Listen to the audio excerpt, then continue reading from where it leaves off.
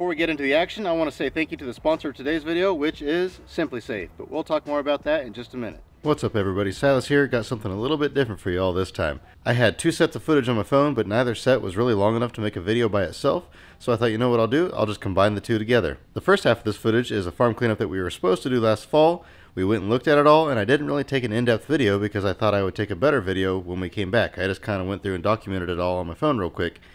And unfortunately, they sold the property with everything on it, and the new owner just brought an excavator in and smashed absolutely everything. So that's really unfortunate. There was a lot of really cool stuff there that I would have loved to have saved, but he didn't know about us, and he was just in a hurry to get the property cleared, so he just smashed it all. Then the second half is a cleanup that we did just a couple weeks ago, and that one we did get. So I'll just kind of take you guys on a tour of both properties. I hope you enjoy.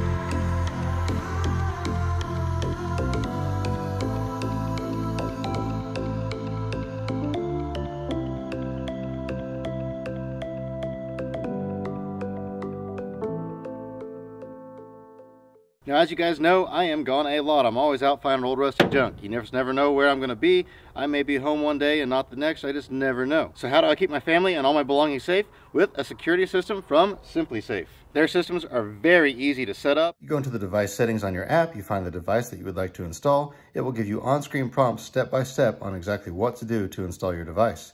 Then you give your device a name, it finishes the process, and boom, you are good to go. As you can see, they have quite a range of different items that you can put in your house. They've got door sensors, they've got glass break sensors, they've got motion sensors, all sorts of different sensors, but I've got to say probably my favorite one of all of these is this one right here, the temperature sensor. In my garage, I have had pipes freeze multiple times. With this sensor here, I can set up an alarm that it goes off if it drops below or above a certain temperature. That way I can always have peace of mind that I'm not having any broken pipes. Let's say I was at work and it was a cold winter day and I wanted to check on the pipes and see how they were doing. I just pull up the app right here.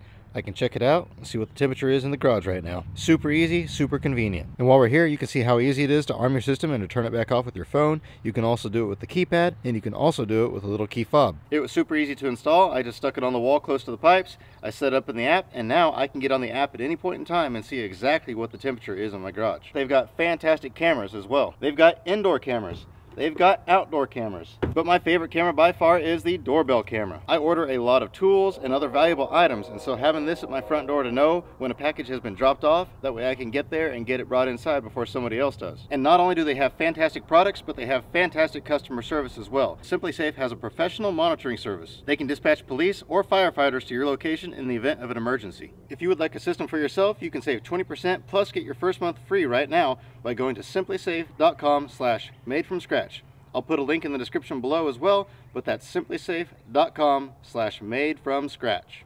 What's up, everybody? Silas back again today on this fantastic day. I've got something a little bit different for you. I've actually already gone out there and recorded it. It was kind of a gotta get out there right now if I want to look at the stuff. So I just ran out there real quick and popped my phone out and walked around and recorded the stuff, but there's another cleanup we're getting ready to do, and it's just right down the street from here actually. So I'm not going to waste your time talking about it right now. Let's just get right to the film of walking around at the place.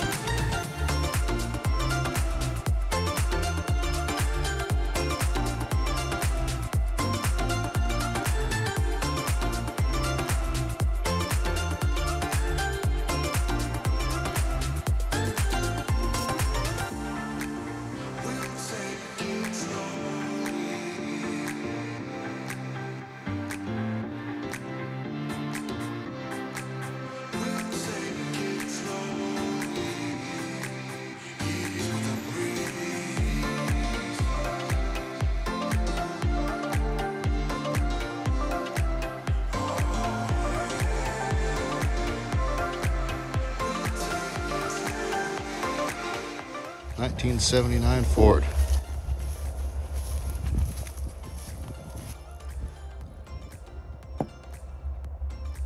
Here's the only really cool one.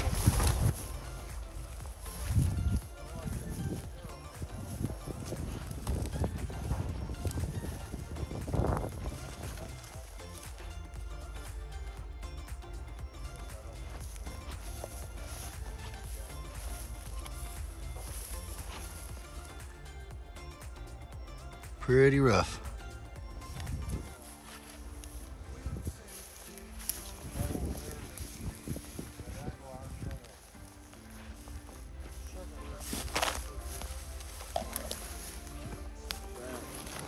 Four-speed.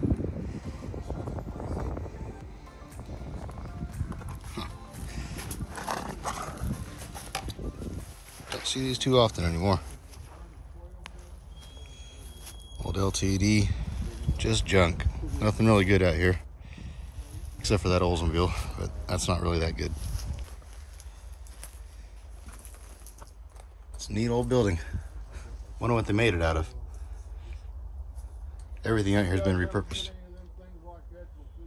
Let's see what's back here. Oh, wow. There's no getting those wheels out. That's a big old tree. That's been there a long time. I remember coming here when I was a kid. It's nice out here, that's for sure. This is my great aunt's house, I guess she would be. My grandpa's sister lived here. And I came here as a little kid. I remember back when my grandparents used to live here still. I'm not sure how we'll get these out of here. It's kind of muddy, but I think we can get back here and stretch some chains and drag them out. Bunches of scrap iron all over the place that we'll have to gather up with the skid steer. Some of this I think is going to stay with the farm though. Like that old pump. Got those trees growing through it. That's not coming out. Bunches of stuff through these trees that's been here probably for 50 or 60 years.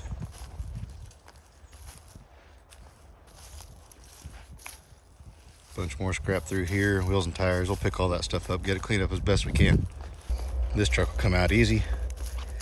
I think we can just set a dumpster right up here somewhere, go to town. I guess none of the farm equipment goes. The plows and discs and that sort of stuff, all that stays. But all the rest of this iron and all the vehicles go. All the windmill junk goes. All this. A little bit of iron up in here. I'm not sure about over here if this stuff goes or not. Sickle mower doesn't go, but all the rest of this goes. These big old things go. Probably have to see if my buddy Skyler can come in here with his flatbed trailer and load those up on with the loader. My property where I keep all my old cars is actually just down the street a little ways. So I could just drive the loader down here one day real quick and I could set all these cars up front and set all this on a trailer, make quick work of it. Then we'll bring the skid steer in here and gather up all the little stuff and put it in the dumpster. Only thing is after seeing this tree here, I think we're gonna have to take the dumpster and put it up front. So that's a long ways to carry everything. So I'm not sure what we'll do there yet, but we'll figure it all out. We'll sort through it. Most of it's just scrap, but like these windmill pieces are, maybe that wheel, we'll save some of that.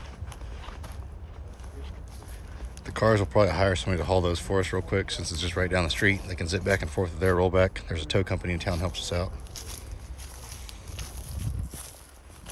Another air motor. The windmills that are still up do not go. They're going to leave them with the property when they sell it. Tractor doesn't go. This neat old hubcap's probably off an RV. Some old wire locker pool baskets. Or pool locker baskets, if I say that in the right order.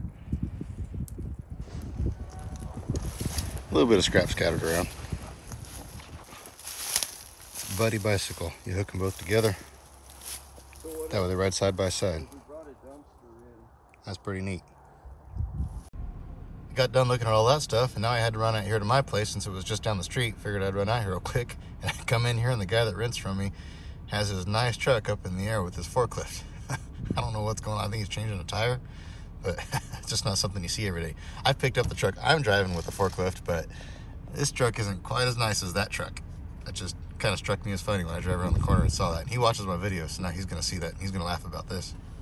All right, now that you've seen everything, you kind of know what's going on, know what's there.